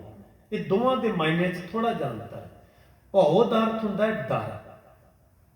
ਡਰ ਆਸਾ ਕੀ ਵਾਰ ਤੁਸੀਂ ਸ਼ਰਵਣ ਕਰਦੇ ਹੋ, ਉਸ ਵਿੱਚ ਮਹਾਰਾਜ ਨੇ ਆਖਿਆ ਨਾ, ਨਾਨਕ ਜਿਨ ਮਨ ਭਉ ਤਿਨਾ ਮਨ ਭਾਉ। ਇੱਕੋ ਲਾਈਨ 'ਚ ਦੋਵੇਂ ਮਹਾਰਾਜ ਜੀ ਨੇ ਸ਼ਬਦ ਵਰਤੇ। ਜਿਨ੍ਹਾਂ ਦੇ ਮਨ ਵਿੱਚ ਭਉ ਹੈ ਨਾ, ਉਹੀ ਪਿਆਰ ਕਰਨ ਲੱਗੇ। ਵੇਖੋ, ਜਿਹਦੇ ਲਈ ਤੁਹਾਡੇ ਅੰਦਰ ਅਦਬ ਹੀ ਨਹੀਂ ਹੈਗਾ, ਤੁਸੀਂ ਉਹਨਾਂ ਨਾਲ ਪਿਆਰ ਨਹੀਂ ਕਰ ਸਕਦੇ। ਫਾਰਮੈਲਿਟੀ ਤਾਂ ਕਰ ਸਕਦੇ ਹੋ, ਦਿਖਾਵਾ ਤੇ ਬਹੁਤ ਹੋ ਸਕਦਾ ਬਾਹਰੀ ਪੱਧਰ ਤੇ, ਦੇਖਣ ਨੂੰ ਲੱਗੇਗਾ ਇਹ ਬੰਦਾ ਉਹਦੇ ਨਾਲ ਪਿਆਰ ਤੇ ਮੁਹੱਬਤ ਕਰਦਾ, ਪਰ ਅਦਬ ਹੀ ਨਹੀਂ ਕਰਦਾ ਅਗਲਾ। ਸਾਂਝ ਹੀ ਨਹੀਂ ਹੈਗੀ, ਦਿਲ ਦੀ ਸਾਂਝ ਹੀ ਨਹੀਂ ਹੈਗੀ, ਤੇ ਕਾਹਦਾ ਪਿਆਰ ਹੈ। ਮਹਾਰਾਜ ਕਹਿੰਦੇ ਨੇ ਜਿਹੜੇ ਅਦਬ ਕਰਨਾ ਜਾਣਦੇ ਨੇ, ਕਰਤੇ ਵਾਹਿਗੁਰੂ ਦਾ ਅਦਬ, ਉਹਦਾ ਸਤਕਾਰ, ਉਹਦਾ ਨਿਰਮਲ ਭਉ, ਜਿਹਨੂੰ ਤੁਸੀਂ ਲਾਵਾਂ ਦੇ ਵਿੱਚ ਪੜ੍ਹਦੇ ਹੋ, ਨਿਰਮਲ ਭਉ ਪਾਇਆ ਹਰ ਗੁਣ ਗਾਇਆ, ਹਰ ਵੇਖਿਆ ਰਾਮ ਅਧੂਰੇ। ਨਿਰਮਲ ਭਉ, ਨਿਰਮਲ ਭਉ, ਨਿਰਮਲ ਡਰ, ਅਦਬ ਤੁਹਾਡੇ ਅੰਦਰ ਜਿਸ ਵੇਲੇ ਕਾਇਮ ਹੋ ਗਿਆ, ਮਹਾਰਾਜ ਕਹਿੰਦੇ ਨੇ ਉਹਦੇ ਨਾਲ ਪਿਆਰ ਵੱਧ ਜਾਏਗਾ। ਉਹਦਾ ਅਦਬ ਸਤਕਾਰ ਕਰਦੇ ਆ, ਤੁਹਾਡੀ ਨੇੜਤਾ ਬਣ ਜਾਏਗੀ, ਦਿਲੋਂ ਸਾਂਝ ਬਣ ਜਾਏਗੀ, ਦਿਲੋਂ ਮੁਹੱਬਤ ਪੈਦਾ ਹੋਏਗੀ। ਅਸੰਖ ਜਪ ਅਸੰਖ ਭਾਉ। ਅਨੇਕਾਂ ਅਸੰਖਾਂ ਤਰੀਕੇ ਦੇ, ਅਣਗਿਣਤ ਤਰੀਕੇ ਦੇ ਮਹਾਰਾਜ ਕਹਿੰਦੇ ਨੇ ਪਿਆਰ ਕਰਨ ਵਾਲੇ ਵੀ ਨੇ, ਭਾਉ ਵੀ ਨੇ। ਜਪ ਬਾਣੀ ਵਿੱਚ ਅਸੀਂ ਪਿੱਛੇ ਪੜ੍ਹ ਕੇ ਆਏ ਹਾਂ, ਸਾਚਾ ਸਾਹਿਬ ਸਾਚ ਨਾਏ ਭਾਖਿਆ ਭਾਉ ਅਪਾਰ। ਪਾਠ ਕਰਨ ਲੱਗਿਆ ਅਸੀਂ ਭਾਉ ਵੀ ਕਹਿ ਜਾ ਰਹੇ ਹਾਂ। ਸਾਚਾ ਸਾਹਿਬ ਸੱਚ ਨਾਇ ਭਾਖਿਆ ਭਾਉ ਅਪਾਰ। ਭਾਉ ਨਹੀਂ, ਭਾਉ ਅਪਾਰ। ਭਾਉ ਪਿਆਰ। ਰੱਬ ਜੀ ਦੀ ਅਗਰ ਕੋਈ ਪੁੱਛੇ ਨਾ ਉਹਦੀ ਲੈਂਗੁਏਜ ਕਿਹੜੀ ਹੈ, ਰੱਬ ਦੀ ਬੋਲੀ ਕਿਹੜੀ ਹੈ, ਕਿਉਂਕਿ ਆਪਾਂ ਉਹ ਗੱਲਬਾਤ ਕਰੀਏ, ਉਹ ਬੋਲੀ ਬੋਲੀਏ ਜਿਹੜੀ ਰੱਬ ਦੀ ਬੋਲੀ ਹੈ। ਕਿਉਂਕਿ ਭਾਰਤੀ ਖਿੱਤੇ 'ਚ ਪ੍ਰਚਾਰਿਆ ਜਾਂਦਾ ਸੀ ਕਿ ਆਹ ਕਿਸਮ ਦੀ ਜਿਹੜੀ ਬੋਲੀ ਹੈ ਨਾ, ਸੰਸਕ੍ਰਿਤ ਜਿਹੜੀ ਹੈ, ਇਹ ਦੇਵਤਿਆਂ ਦੀ ਬੋਲੀ ਹੈ। ਉਹਨੂੰ ਦੇਵ ਬਾਣੀ ਵੀ ਕਹਿ ਕੇ ਅਗਲੇ ਨੇ ਪ੍ਰਚਾਰਿਆ, ਦੇਵ ਬੋਲੀ, ਦੇਵ ਲੈਂਗੁਏਜ। ਪਰ ਗੁਰੂ ਨਾਨਕ ਸਾਹਿਬ ਕਹਿੰਦੇ ਕੋਈ ਮੈਨੂੰ ਪੁੱਛੇ ਰੱਬ ਦੀ ਕਿਹੜੀ ਬੋਲੀ ਹੈ, ਉਹਨਾਂ ਨਾਲ ਗੱਲਬਾਤ ਕਰਨੀ ਹੋਵੇ ਤਾਂ ਉਹਦੀ ਬੋਲੀ ਸਿੱਖਣੀ ਪਏਗੀ ਨਾ ਤੁਹਾਨੂੰ। ਸਾਂਝ ਤੇ ਤਾਂ ਹੀ ਬਣਨੀ ਹੈ ਨਾ, ਦੂਰੀ ਤਾਂ ਹੀ ਖਤਮ ਹੋਏਗੀ। ਉਹ ਬੋਲੀ ਕਿਹੜੀ ਹੈ? ਮਹਾਰਾਜ ਕਹਿੰਦੇ ਨੇ ਸਾਚਾ ਸਾਹਿਬ ਸਾਚ ਨਾਏ ਭਾਖਿਆ ਭਾਉ ਅਪਾਰ। ਭਾਖਿਆ ਕਹਿੰਦੇ ਨੇ ਬੋਲੀ ਨੂੰ, ਉਹਦੀ ਜਿਹੜੀ ਬੋਲੀ ਹੈ ਨਾ, ਭਾਉ, ਭਾਉ ਦਾ ਅਰਥ ਹੈ ਪ੍ਰੇਮ। ਉਹਦੀ ਬੋਲੀ ਪ੍ਰੇਮ ਹੈ, ਉਹਦੀ ਬੋਲੀ ਪਰਮੇਸ਼ਵਰ ਵਾਹਿਗੁਰੂ ਦੀ ਲੈਂਗੁਏਜ ਹੀ ਪਿਆਰ ਹੈ। ਇਹਦਾ ਅਰਥ ਸਾਨੂੰ ਪਿਆਰ ਹੀ ਸਿੱਖਣਾ ਪਏਗਾ, ਉਹਦੇ ਜੀਆਂ ਦੇ ਨਾਲ, ਉਹਦੀ ਕੁਦਰਤ ਦੇ ਨਾਲ, ਹਰ ਇੱਕ ਚੀਜ਼ ਦੇ ਨਾਲ। ਵੇਖੋ ਫਰੀਦ ਸਾਹਿਬ ਜੀ ਨੇ ਇਸੇ ਕਰਕੇ ਆਖਿਆ ਕਿ ਜੇ ਤੂੰ ਪ੍ਰਿਆ ਦੀ ਸਿੱਖ ਹਿਆਉ ਨਾ ਠਾਹੇ ਕਹੀਦਾ। ਇਹ ਗੱਲ ਦਾ ਧਿਆਨ ਰੱਖੀ, ਜੇ ਰੱਬ ਨੂੰ ਮਿਲਣ ਲਈ ਤੁਰਿਆ ਨਾ, ਯਤਨਬੱਧ ਹੈ, ਕੋਸ਼ਿਸ਼ਾਂ ਕਰ ਰਿਹਾ ਹੈ, ਤੇ ਹਿਆਉ ਨਾ ਠਾਹੇ ਕਹੀਦਾ, ਕਿਸੇ ਦੇ ਹਿਰਦੇ ਨੂੰ ਨਾ ਦੁਖਾ ਦੇਵੀਂ, ਕਿਉਂਕਿ ਹਰੇਕ ਦੇ ਅੰਦਰ ਉਹੀ ਟਿਕਿਆ ਹੋਇਆ। ਹਰੇਕ ਦੇ ਅੰਦਰ ਉਹਦੀ ਜੋਤ ਹੈ, ਉਹਦੀ ਅੰਸ਼, ਉਹਦੀ ਸੱਤਾ ਕੰਮ ਕਰ ਰਹੀ ਹੈ ਹਰੇਕ ਦੇ ਅੰਦਰ। ਸਭਨਾ ਮਨ ਮਾਣਕ ਠਾਹਣ ਮੂਲ ਪਚੰਗਵਾ, ਜੇ ਤੂੰ ਪ੍ਰਿਆ ਦੀ ਸਿੱਖ ਹਿਆਉ ਨਾ ਠਾਹੇ ਕਹੀਦਾ। ਅਸੀਂ ਬੰਦਿਆਂ ਦੇ ਦਿਲ ਤੋੜ ਭੰਨ ਕੇ, ਤੇ ਖਿਮਾ ਕਰਿਓ, ਸੋਨੇ ਦੀਆਂ ਇਮਾਰਤਾਂ ਉਸਾਰਨ ਦੇ ਵਿੱਚ ਲੱਗੇ ਹੁੰਦੇ ਆ। ਕੋਈ ਫਰਕ ਨਹੀਂ ਪੈਣਾ ਇਹਨਾਂ ਗੱਲਾਂ ਦਾ। ਇੱਥੇ ਸਭੈ ਘਟ ਰਾਮ ਬੋਲੇ, ਰਾਮਾ ਬੋਲੇ, ਰਾਮ ਬਿਨਾ ਕੋ ਬੋਲੇ ਰੇ।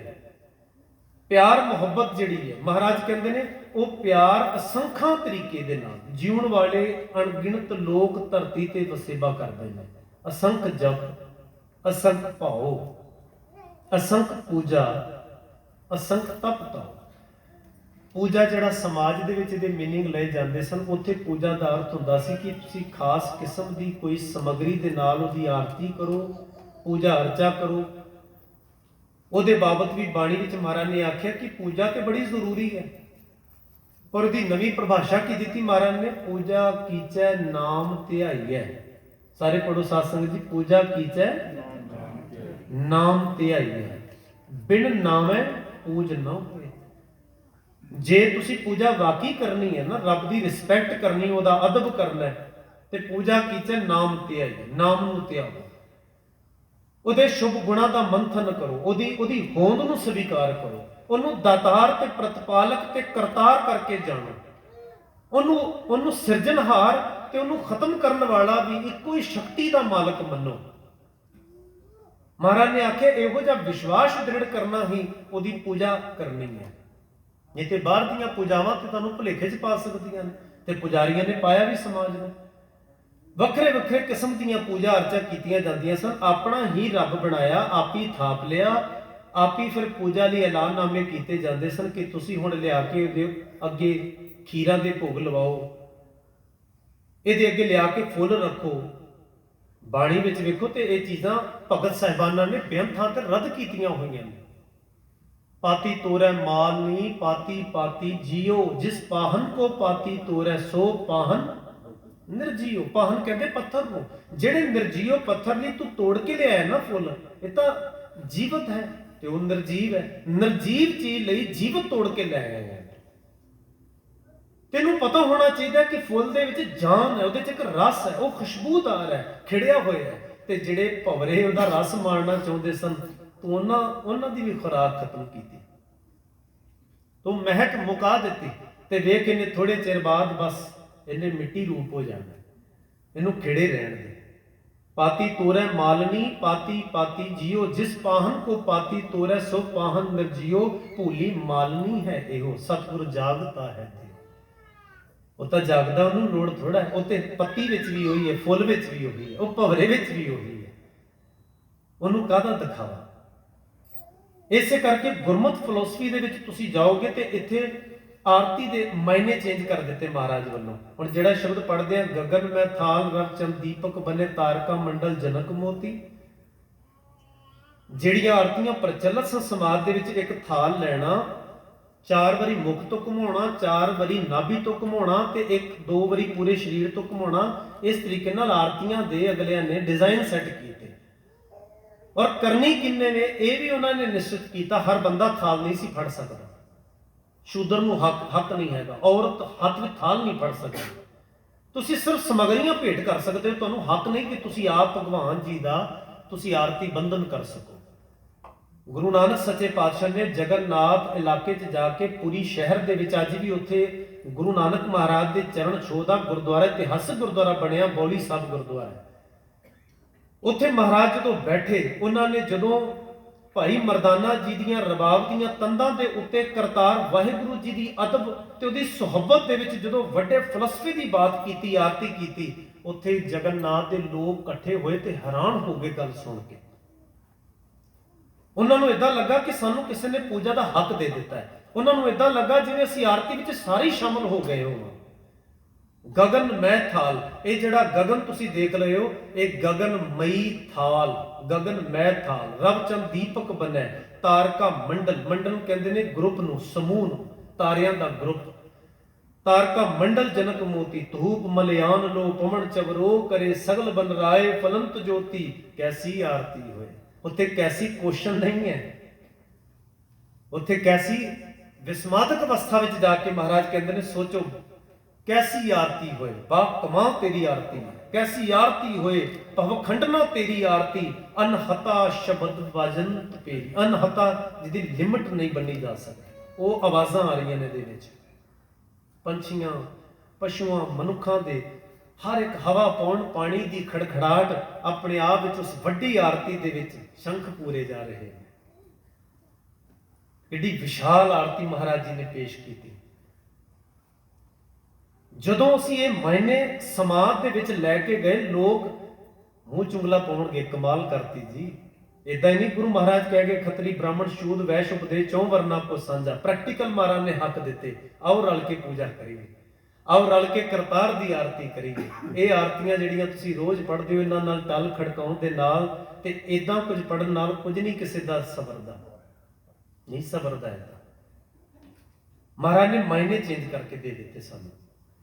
ਸੋ ਇੱਥੇ ਮਹਾਰਾਜ ਕਹਿੰਦੇ ਨੇ ਅਸੰਖ ਅਣਗਿਣਤ ਤਰੀਕੇ ਦੇ ਇਸ ਧਰਤੀ ਤੇ ਪੂਜਾ ਕਰਨ ਵਾਲੇ ਨੇ, ਤੇ ਪੂਜਾਵਾਂ ਵੀ ਵੱਖ-ਵੱਖ ਤਰੀਕੇ ਦੀਆਂ ਨੇ। ਅਸੰਖ ਪੂਜਾ, ਅਸੰਖ ਤਪ ਤਾਓ, ਤੇ ਅਣਗਿਣਤੀ ਨੇ ਜਿਹੜੇ ਤਨ ਨੂੰ ਤਪਾਉਣ ਤੇ ਲੱਗੇ ਹੋਏ ਨੇ, ਸਰੀਰ ਨੂੰ ਹੀ ਕਸ਼ਟ ਦੇ ਰਹੇ ਨੇ। ਉਹਨਾਂ ਨੂੰ ਇਦਾਂ ਲੱਗਦਾ ਹੈ ਕਿ ਜਿੰਨਾ ਅਸੀਂ ਸਰੀਰ ਨੂੰ ਦੁਖੀ ਕਰਾਂਗੇ ਨਾ, ਉਹਨਾਂ ਰੱਬ ਮਿਹਰਬਾਨ ਹੋਏਗਾ। ਉਹਨਾਂ ਨੂੰ ਇਉਂ ਲੱਗਦਾ, ਉਹਨਾਂ ਨੂੰ ਮਹਿਸੂਸ ਹੁੰਦਾ ਕਿਤੇ ਕਿ ਕਸ਼ਟ ਦੇ ਕੇ ਰੱਬ ਤਰਸ ਦੇ ਵਿੱਚ ਆ ਜਾਏਗਾ। ਇਹਦਾ ਭਾਵ ਕੀ ਹੋਇਆ? ਤੇ ਰੱਬ ਦੀ ਚਾਹਤ ਇਹ ਹੈ ਕਿ ਤੁਸੀਂ ਦੁਖੀ ਹੋਵੋ ਤੇ ਮੈਂ ਤਾਂ ਨੇੜੇ ਆਵਾਂਗਾ। ਤੁਸੀਂ ਸਰੀਰਕ ਤੌਰ ਤੇ ਪਰੇਸ਼ਾਨ ਹੋਵੋ, ਪਰੇਸ਼ਾਨੀ ਉਠਾਓ ਪਹਿਲਾਂ, ਫਿਰ ਮੈਂ ਤੁਹਾਡੇ ਤੇ ਤੁਰਥਾਂਗਾ। ਬਾਣੀ ਤਾਂ ਕਹਿੰਦੀ ਹਰਜੀ ਮਾਤਾ ਹਰਜੀ ਪਿਤਾ ਹਰਜੀਓ ਪ੍ਰਤਪਾਲਕ। ਕੋਈ ਦੁਨੀਆ ਦੇ ਐਸੇ ਮਾਂ-ਬਾਪ ਵੇਖੇ ਨੇ ਤੁਸੀਂ? ਸਰਵੇ ਕਰਕੇ ਵੇਖ ਲਓ ਜੇ ਕੋਈ ਲੱਭਦਾ ਕਿ ਜਿਹੜੇ ਆਪਣੀ ਔਲਾਦ ਦੇ ਸਰੀਰਕ ਜਾਂ ਉਹਦੇ ਮਾਨਸਿਕ ਪਰੇਸ਼ਾਨੀ ਦੇ ਬਾਅਦ ਕਹਿਣ ਹੁਣ ਖੁਸ਼ ਹੋਏ ਹਾਂ ਅਸੀਂ, ਹੁਣ ਜਿਹੜੀ ਮੰਗ ਮੰਗਣੀ ਮੰਗੋ ਜੀ, ਅਸੀਂ ਤੁਹਾਨੂੰ ਦੇਣ ਨੂੰ ਤਿਆਰ।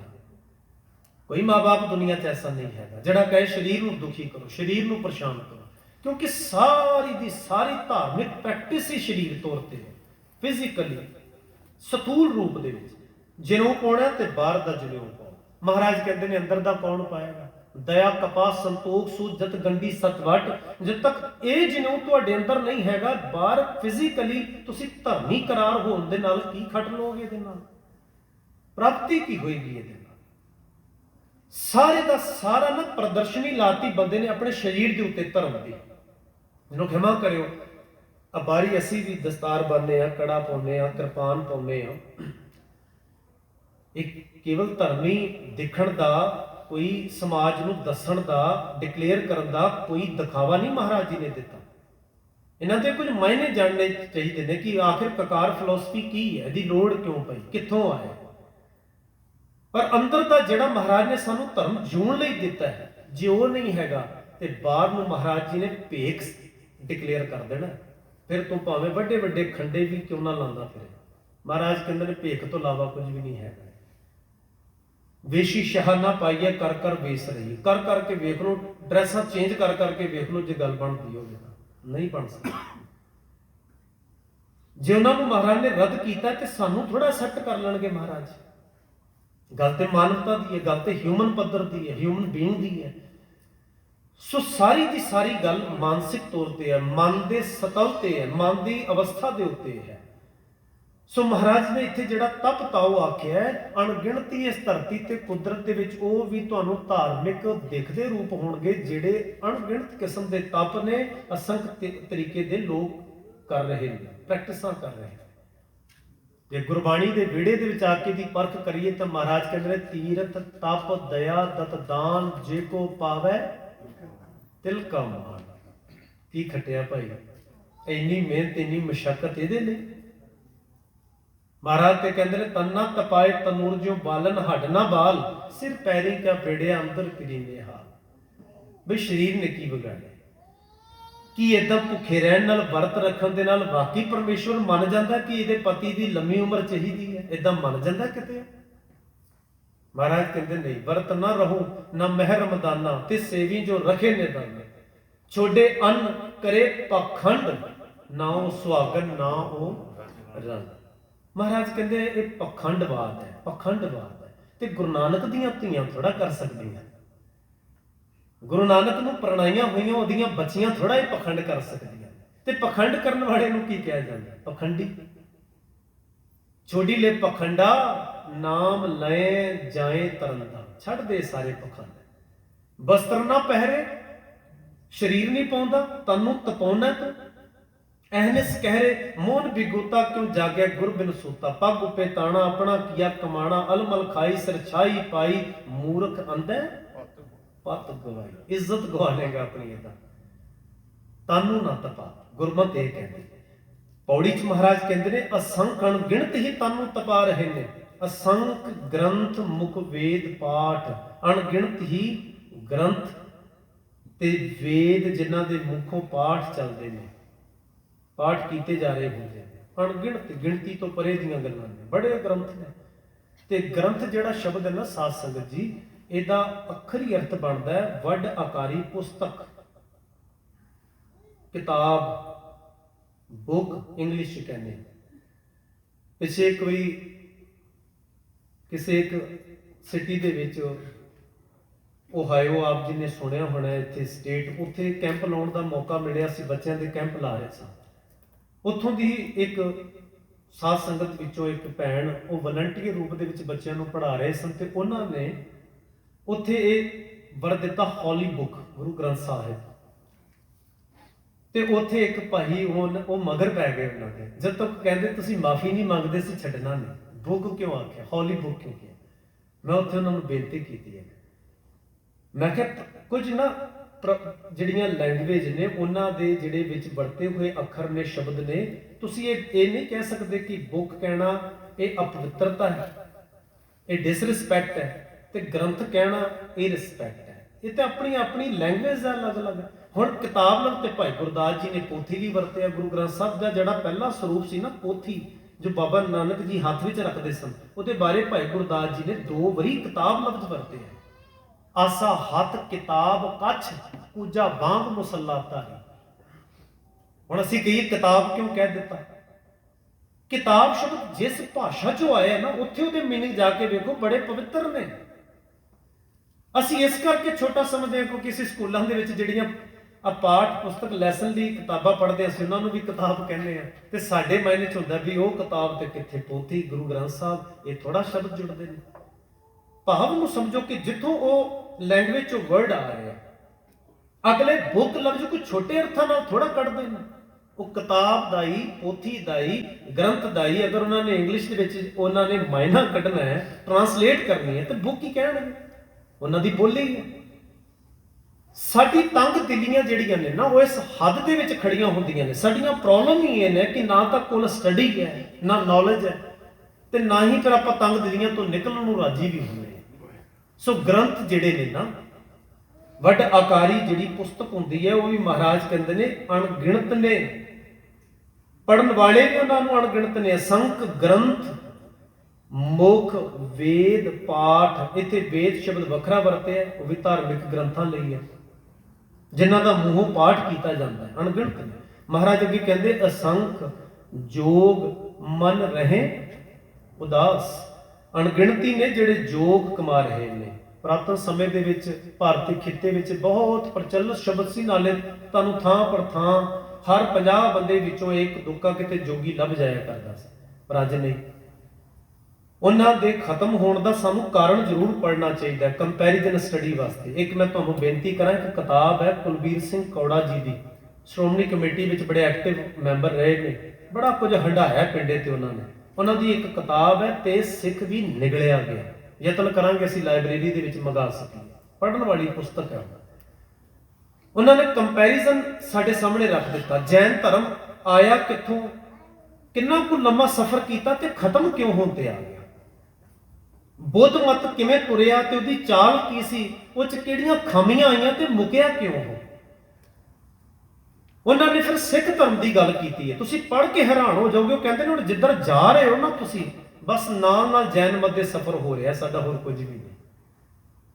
ਉਹ ਕਹਿੰਦੇ ਦੇਖ ਲਓ ਤੁਸੀਂ ਆਉਣ ਵਾਲੇ, ਤੁਸੀਂ ਸਦੀਆਂ ਦੀਆਂ ਬਾਤਾਂ, ਉਹ ਕਹਿੰਦੇ ਸਾਲਾਂ ਤੇ ਨਿਬੜ ਜਾਣੀਆਂ ਨੇ ਜਿੱਧਰ ਜਾ ਰਹੇ ਆ, ਕਿਉਂਕਿ ਸਾਨੂੰ ਪਤਾ ਨਹੀਂ ਨਾ। ਆਖਿਰ ਜੈਨੀਆਂ ਨਾਲ ਵੀ ਇਦਾਂ ਹੀ ਹੋਇਆ, ਬੋਧੀਆਂ ਨਾਲ ਵੀ ਇਦਾਂ ਹੋਇਆ। ਉਹਨਾਂ ਨੇ ਬਾਹਰ ਇੱਕ ਕਿਤਾਬ ਦੇ ਬਾਹਰ ਵੱਡਾ ਸਾਰਾ ਅਜਗਰ ਬਣਾਇਆ, ਤੇ ਸਿੱਖ ਕਕਾਰ ਵਾਲਾ ਦੇ ਅੱਧੇ ਮੂੰਹ 'ਚ ਜਾ ਚੁੱਕਾ ਤੇ ਅੱਧਾ ਕੋਈ ਬਾਹਰ ਰਹਿ ਗਿਆ, ਲੱਤਾਂ ਹੀ ਰਹਿ ਗਈਆਂ।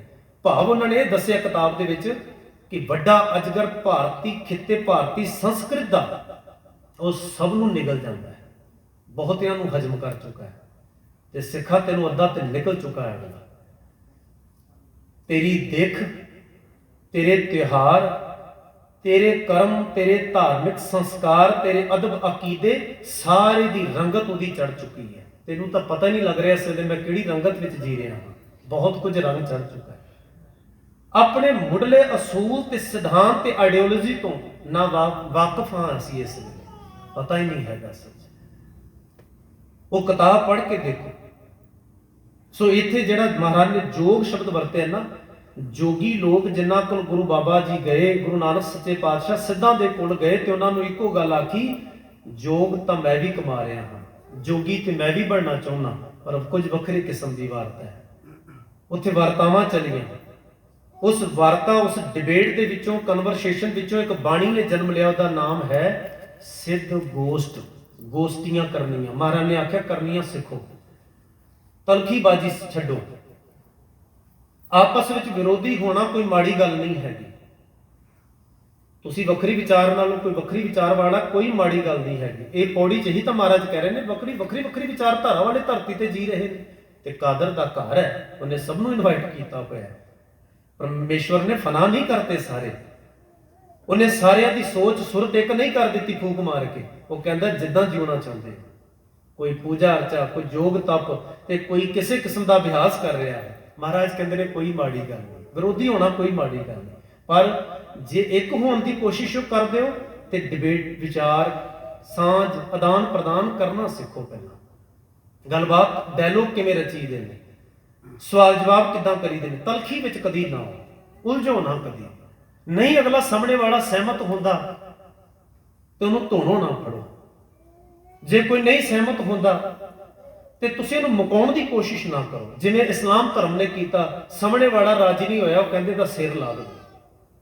ਪਹਿਲਾਂ ਲਾਲਚ ਨਾਲ ਮਨਾਓ, ਜੇ ਨਹੀਂ ਲੱਗਦਾ ਤੇ ਫਰਮਾਨ ਕਾਜੀ ਸਾਹਿਬ ਦਿਆ ਕਰਦੇ ਸਨ। ਇਹਨੂੰ ਜਿਉਣ ਦਾ ਹੱਕ ਹੀ ਨਹੀਂ ਹੈਗਾ। ਗੁਰੂ ਤੇਗ ਬਹਾਦਰ ਸਾਹਿਬ ਦੀ ਲਾਸ਼ਾਨੀ ਸ਼ਹਾਦਤ ਨੇ ਗੱਲ ਦੀ ਗਵਾਹੀ ਭਰੀ ਵੀ ਕਿਉਂ ਨਹੀਂ ਹੱਕ ਹੈਗਾ।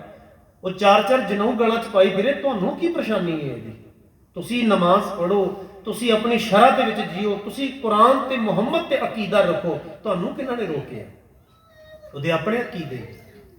ਹਰੇਕ ਵਿਰੋਧੀ ਸੋਚ ਨੂੰ ਉੱਥੇ ਜਿਉਣ ਦਾ ਰੱਬ ਨੇ ਹੱਕ ਦਿੱਤਾ ਹੋਇਆ। ਤੁਸੀਂ ਕੌਣ ਹੋ ਕਿਸੇ ਦੇ ਹੱਕ ਖੋਣ ਵਾਲੇ? ਹਰੇਕ ਦੇ ਰਾਈਟਸ ਨੇ, ਇੱਥੇ ਸਾਂਝੇ ਰਾਈਟਸ ਬਣਦੇ ਨੇ।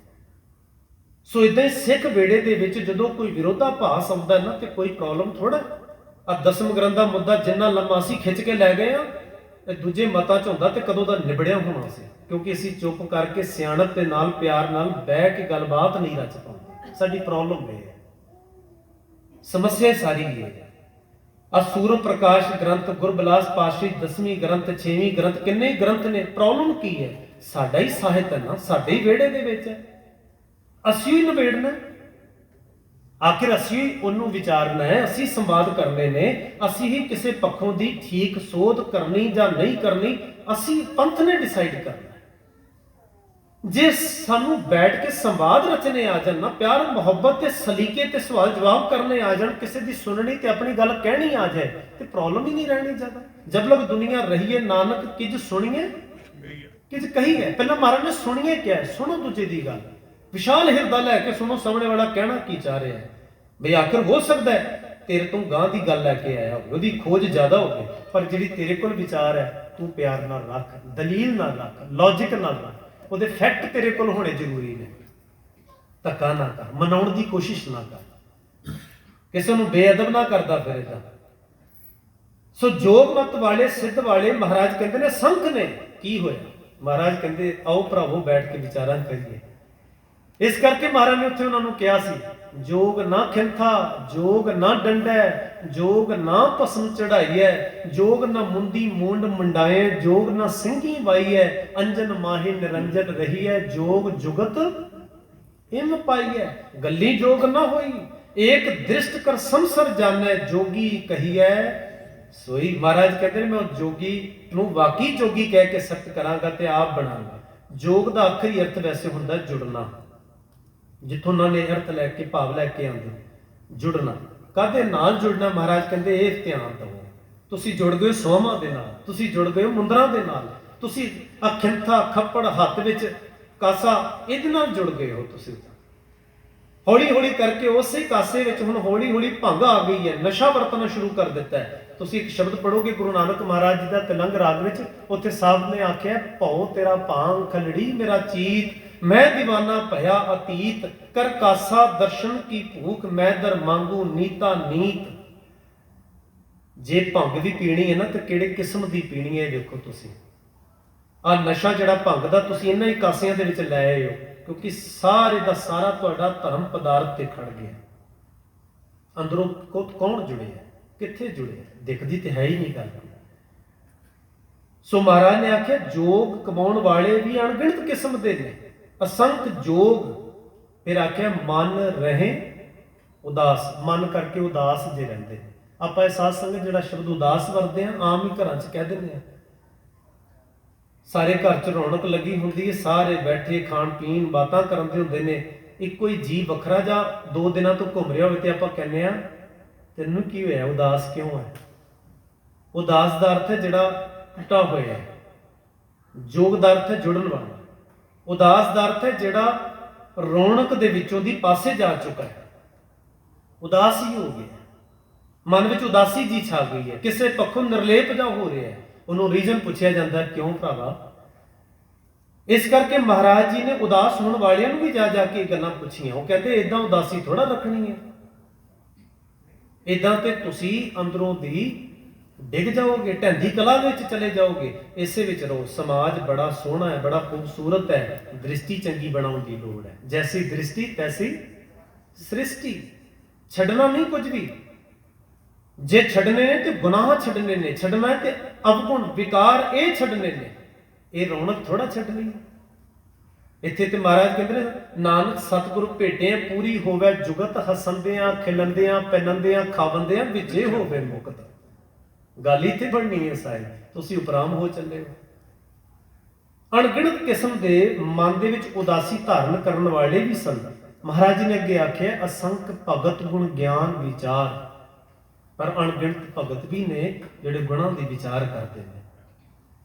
ਜਦੋਂ ਅਸੀਂ ਸੋਦਰ ਦਾ ਪਾਠ ਕਰਦੇ ਨਾ ਸਾਧ ਸੰਗਤ, ਉੱਥੇ ਸੋਦਰ ਦੇ 5 ਸ਼ਬਦ ਹੁੰਦੇ ਨੇ, 100 ਪੁਰਖ ਹੈ, ਸਰਲੇਖ ਦੇ 4 ਸ਼ਬਦ ਹੁੰਦੇ ਨੇ। ਪਹਿਲਾ ਜਦੋਂ ਸਰਲੇਖ ਪੜ੍ਹਦੇ ਆ 100 ਪੁਰਖ, ਉਹਦੇ ਵਿੱਚ ਅੱਗੇ ਜਾ ਕੇ ਇੱਕ ਪਦਾ ਹੁੰਦਾ ਹੈ। ਉਹਦੇ ਚ ਮਹਾਰਾਜ ਕਹਿੰਦੇ ਨੇ ਤੇਰੀ ਭਗਤ ਭੰਡਾਰ ਜੀ ਭਰੇ ਬੇਅੰਤ ਬੇਅੰਤਾ, ਤੇਰੇ ਭਗਤ ਸਲਾਹਣ ਤੁਜੀ ਹਰ ਅਨੇਕ ਅਨੇਕ ਅਨੰਤਾ, ਤੇਰੀ ਅਨੇਕ ਕਰੇ ਹਰ ਪੂਜਾ ਜੀ ਤਬ ਤਾਪੇ ਜਪੇ ਬੇਅੰਤਾ, ਤੇਰੇ ਅਨੇਕ ਪੜੇ ਉਹ ਸਿਮਰਤ ਸਾਸਤ ਜੀ ਕਰ ਕਿਰਿਆ ਖਟ ਕਰਮ ਕਰੰਤਾ। ਪਰ ਮਹਾਰਾਜ ਅਖੀਰ ਕੀ ਕਹਿੰਦੇ ਨੇ, ਸੇ ਭਗਤ ਭਲੇ ਜਨ ਨਾਨਕ ਜੀ ਜੋ ਭਾਵੇਂ ਮੇਰੇ ਹਰ ਭਗਵੰਤਾ। ਜੋ ਮੇਰੇ ਭਗਵੰਤ ਨੂੰ ਭਾਗ ਹੈ ਨਾ, ਉਹ ਭਗਤ ਨੇ। ਆ ਜਿਹੜੇ ਬਾਕੀ ਜਪ ਤਪ ਕਰ ਰਹੇ ਨੇ, ਜਿਹੜੇ ਹੋਰ ਪ੍ਰੈਕਟਿਸਾਂ ਕਰ ਰਹੇ ਨੇ, ਜਿਨ੍ਹਾਂ ਦੀ ਪਹਿਲਾਂ ਲਿਸਟ ਵਿੱਚ ਮਹਾਰਾਜ ਜੀ ਨੇ ਬਿਆਨੀ ਗੱਲ ਕੀਤੀ ਹੈ, ਮਹਾਰਾਜ ਕਹਿੰਦੇ ਇਹ ਆਪਣੇ ਮਨ ਨੂੰ ਸੰਤੁਸ਼ਟੀਆਂ ਹੀ ਦੇ ਰਹੇ ਨੇ। ਤੇਰੇ ਦਰ ਖਜ਼ਾਨੇ ਭਰਪੂਰ ਨੇ ਭਗਤੀ ਦੇ, ਵੱਖ-ਵੱਖ ਕਿਸਮ ਦੀ ਭਗਤੀ ਚੱਲ ਰਹੀ ਹੈ। ਪਰ ਪ੍ਰਵਾਨ ਕੌਣ ਹੈ? ਗੱਲ ਤੇ ਇਹ, ਸੇ ਭਗਤ ਭਲੇ ਜਨ ਨਾਨਕ ਜੀ ਜੋ ਭਾਵੇਂ ਮੇਰੇ ਹਰ ਭਗਵੰਤਾ। ਸੋ ਮਹਾਰਾਜ ਨੇ ਆਖਿਆ ਸੰਖ ਭਗਤ ਗੁਣ ਗਿਆਨ ਵਿਚਾਰ। ਅਣਗਿਣਤੀ ਭਗਤ ਨੇ ਜਿਹੜੇ ਗੁਣਾਂ ਦੀ ਵਿਚਾਰ ਕਰ ਰਹੇ ਨੇ, ਕਰਤਾਰ ਦੇ ਸ਼ੁਭ ਗੁਣਾਂ ਦਾ ਮੰਥਨ ਕਰਦੇ ਨੇ। ਉਹ ਵਾਕਈ ਉਸ ਕਰਤਾਰੀ ਕੁਆਲਿਟੀ ਦੀ ਗੱਲ ਕਰਦੇ ਨੇ, ਉਹਦੇ ਤੋਂ ਬਗੈਰ ਉਹਨਾਂ ਦੀ ਭਗਤੀ ਨਹੀਂ ਮੰਨੀ ਜਾਂਦੀ। ਬਿਨ ਗੁਣ ਕੀਤੇ ਭਗਤ ਨਾ ਹੋਏ। ਅਸੰਖ ਸਤੀ ਅਸੰਖ ਦਾਤਾਰ। ਸਤੀ ਦਾ ਭਾਵ ਹੈ ਕਿ ਜਿਹੜੇ ਕੁਝ ਦੇਣ ਵਾਲੇ ਸੁਭਾਅ ਰੱਖਦੇ ਨੇ, ਸਤੀ, ਜਿਨ੍ਹਾਂ ਨੂੰ ਅਸੀਂ ਦਾਨੀ ਵੀ ਕਹਿ ਦਿੰਦੇ ਹਾਂ। ਤੇ ਬਾਣੀ ਵਿੱਚ ਸਤੀ ਦਾ ਅਰਥ ਆਚਰਣ ਨਾਲ ਵੀ ਆਇਆ, ਕਿਰਦਾਰ ਨਾਲ, ਕਰੈਕਟਰ ਨਾਲ ਵੀ ਆਇਆ। ਇੱਥੇ ਸਤੀ ਦਾ ਭਾਵ ਦਾਤਾਰ ਨਾਲ ਹੈ, ਕਿਉਂਕਿ ਜੇ ਕੋ ਹੋਏ ਬਹਿ ਦਾਤਾਰ, ਸੁਖਮਨੀ ਸਾਹਿਬ ਦੀ ਬਾਣੀ ਵਿੱਚ ਜੇ ਕੋਈ ਆਪਣੇ ਆਪ ਨੂੰ ਦਾਤਾਰ ਬਣ ਕੇ ਬਹਿੰਦਾ, ਜੀ ਮੈਂ ਹੀ ਦੇ ਰਿਹਾ ਦੁਨੀਆ ਨੂੰ, ਜੇ ਮੈਂ ਨਾ ਦੇਵਾਂ ਤੇ ਲੋਕ ਤਾਂ ਭੁੱਖੇ ਮਰ ਜਾਣ। ਜੇ ਕੋ ਹੋਏ ਬਹਿ ਦਾਤਾਰ ਤਿਸ ਦੇਣ ਹਾਰ ਜਾਣੈ ਗਵਾਰ। ਰੱਬ ਕਹਿੰਦਾ ਦੇਖੋ ਇਹਦੀ ਮੂਰਖਤਾ, ਇਹ ਉਸੇ ਵਿੱਚੋਂ ਚੁੱਕ ਕੇ ਤੇ ਲੋਕਾਂ ਨੂੰ ਕੁਝ ਦੇ ਕੇ ਤੇ ਬਹੁਤ ਵੱਡਾ ਦਾਨੀ ਪੇਸ਼ ਹੋ ਰਿਹਾ। ਇੱਥੇ ਮਹਾਰਾਜ ਕਹਿੰਦੇ ਉਹ ਵੀ ਅਣਗਿਣਤ ਨੇ। ਅਸੰਖ ਸਤੀ, ਅਸੰਖ ਦਾਤਾਰ, ਅਸੰਖ ਸੂਰਮੋ ਭਖ। ਸਾਰ ਦਾ ਇੱਥੇ ਅਰਥ ਹੈ ਲੋਹਾ। ਅਨੇਕਾਂ ਹੀ ਸੂਰਮੇ ਇਹੋ ਜਿਹੇ ਨੇ ਜਿਹੜੇ ਲੋਹਿਆਂ ਦੇ ਬਣੇ ਹੋਏ ਸ਼ਸਤਰਾਂ ਦੇ ਮੂੰਹ ਤੇ ਵਾਰ ਸਹਿ ਜਾਂਦੇ ਨੇ। ਅਸੰਖ ਸੂਰ ਦਾ ਅਰਥ ਹੈ ਸੂਰਮੇ। ਅਣਗਿਣਤੀ ਸੂਰਮੇ ਨੇ ਇਸ ਧਰਤੀ ਤੇ। ਮੂੰਹ ਭਖਸਾਰ, ਜਿਹੜੇ ਮੂੰਹ ਤੇ ਲੋਹੇ ਦੇ ਭਾਵ ਜਿਹੜੇ ਹਥਿਆਰਾਂ ਦੇ ਵਾਰ ਸਹਿ ਜਾਂਦੇ ਨੇ। ਬੜੇ ਬੜੇ ਯੋਧੇ ਨੇ ਇਸ ਧਰਤੀ ਤੇ। ਉਹ ਪਿੱਠ ਨਹੀਂ ਦਿਖਾਉਂਦੇ, ਸਾਹਮਣੇ ਹੋ ਕੇ ਜੂਝਦੇ ਨੇ। ਅਣਗਿਣਤ ਨੇ। ਮਹਾਰਾਜ ਕਹਿੰਦੇ ਨੇ ਸੰਖ ਮੋਲ ਲਿਵ ਲਾਏ ਤਾਰ, ਅਸੰਖ ਅਣਗਿਣਤੀ ਨੇ ਜਿਹੜੇ ਮੋਨ ਨੇ, ਮੋਨ ਧਾਰਨ ਕਰਦੇ ਨੇ, ਜਿਹੜੇ ਇੱਕ ਤਾਰ ਦਾ ਅਰਥ ਹੈ ਇੱਕ ਸੁਰ ਹੋ ਕੇ ਲਗਾਤਾਰ ਕੰਟੀਨਿਊ ਸਮਾਧੀਆਂ ਲਾਉਂਦੇ ਨੇ। ਕੁਦਰਤ ਕਵਣ ਕਹਾਂ ਵਿਚਾਰ, ਮਹਾਰਾਜ ਕਹਿੰਦੇ ਨੇ ਮੇਰੀ ਕੀ ਪਾਇਆ, ਮੇਰੀ ਕੀ ਹਸਤੀ, ਮੈਂ ਤੇਰੀ ਇਸ ਕੁਦਰਤ ਦੇ ਮਹਾਨ ਵਿਸ਼ਾਲ ਫਲਸਫੇ ਬਾਰੇ ਕੁਝ ਆਪ ਖੁਲਾਸਾ ਕਰਾਂ ਤੇ ਬਿਆਨ ਕਰਾਂ। ਕੁਦਰਤ ਕਵਣ ਕਹਾਂ ਵਿਚਾਰ, ਵਾਰਿਆ ਨਾ ਜਾਵਾਂ ਇੱਕ ਵਾਰ, ਮੈਂ ਤੇ ਇੱਕ ਵਾਰ ਵੀ ਤੇਰੇ ਤੋਂ ਵਾਰਨ ਜੋਗਾ ਨਹੀਂ ਹੈਗਾ। ਭਾਵ ਮੈਂ ਬਹੁਤ ਤੋਛ ਹਾਂ, ਛੋਟਾ ਹਾਂ, ਘੱਟ, ਮੇਰੇ ਅੰਦਰ ਸੋਚਣੀ ਬਹੁਤ ਆਪਣੇ ਆਪ ਦੇ ਵਿੱਚ ਅਧੂਰੀ ਹੈ। ਮੈਂ ਇੱਕ ਵਾਰ ਵੀ ਤੇਰੇ ਤੋਂ ਸਦਕੇ ਜਾਣ ਜੋਗਾ ਵੀ ਨਹੀਂ ਹੈਗਾ। ਐਡੀ ਵਿਸ਼ਾਲਤਾ ਹੈ ਕਰਤਾਰ ਦੀ। ਸੋ ਮਹਾਰਾਜ ਕਹਿੰਦੇ ਨੇ ਵਾਰਿਆ ਨਾ ਜਾਵਾਂ ਏਕ ਵਾਰ, ਜੋ ਤੁਧ ਭਾਵੈ ਸਾਈ ਭਲੀ ਕਾਰ, ਪਰ ਜੋ ਤੁਹਾਨੂੰ ਪਾਉਂਦਾ ਹੈ ਉਹ ਕਾਰ ਸਾਡੇ ਲਈ ਚੰਗੀ ਹੈ, ਉਹ ਹੁਕਮ ਸਾਡੇ ਲਈ ਭਲਾ ਹੈ। ਤੂੰ ਸਦਾ ਸਲਾਮਤ ਨਿਰੰਕਾਰ, ਹੈ ਨਿਰੰਕਾਰ ਅਕਾਲ ਪੁਰਖ ਵਾਹਿਗੁਰੂ, ਤੁਸੀਂ ਹੀ ਸਦਾ ਰਹਿਣ ਵਾਲੀ ਹਸਤੀ ਹੋ, ਜਿਹਨੂੰ ਅਸੀਂ ਇਹ ਕਹੀਏ ਕਿ ਉਹ ਅੱਜ ਵੀ ਹੈ, ਓਮਨੀ ਪ੍ਰੈਜ਼ੈਂਟ, ਉਹ ਹਮੇਸ਼ਾ ਸਾਡੇ ਨਾਲ ਹੈ। ਜਦੋਂ ਨਹੀਂ ਸੀ ਕੁਝ ਬਣਿਆ ਉਦੋਂ ਵੀ ਸੀ, ਜਦੋਂ ਨਹੀਂ ਕੁਝ ਰਹਿਣਾ ਉਦੋਂ ਵੀ ਉਹਦੀ ਹਸਤੀ ਕਾਇਮ ਰਹੇਗੀ। ਤੂੰ ਸਦਾ ਸਲਾਮਤ ਨਿਰੰਕਾਰ। ਅਗਲੇਰੀਆਂ ਪੌੜੀਆਂ ਦੇ ਵਿਚਾਰ ਅਗਲੇਰੇ ਦੀਵਾਨਾਂ ਸਾਂਝੀਆਂ ਕਰਾਂਗੇ। ਵਾਹਿਗੁਰੂ ਜੀ ਕਾ ਖਾਲਸਾ, ਵਾਹਿਗੁਰੂ ਜੀ ਕੀ ਫਤਿਹ।